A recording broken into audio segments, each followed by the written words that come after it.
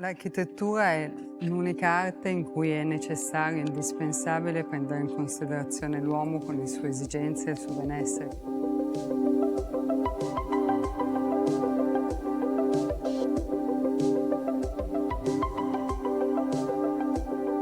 Si è sempre preso in considerazione il comfort illuminotecnico, il comfort termico, ma è da poco tempo, relativamente poco tempo, che si è capito quanto fosse importante anche un comfort acustico.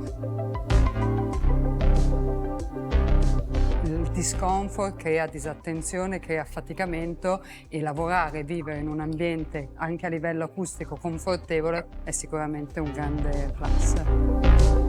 Gli edifici per uffici sono degli edifici sempre più complessi. Monoacoustic è un pannello estremamente versatile e nell'utilizzo di progetti così complessi, anche impiantisticamente così complessi, per noi è stato un grosso aiuto. Avevamo delle parti di controsoffitto in cartongesso, abbiamo inserito il pannello monoacoustic e questo ci ha permesso di avere una superficie continua e omogenea e allo stesso tempo anche prestazionale da un punto di vista acustico.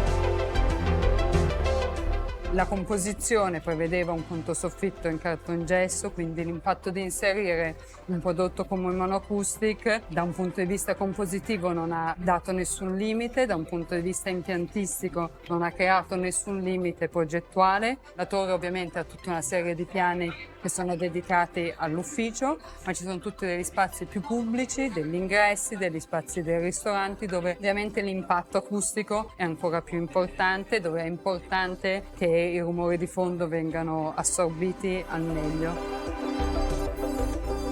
La missione di MCA è quella di grande attenzione nei confronti dell'uomo e del suo benessere.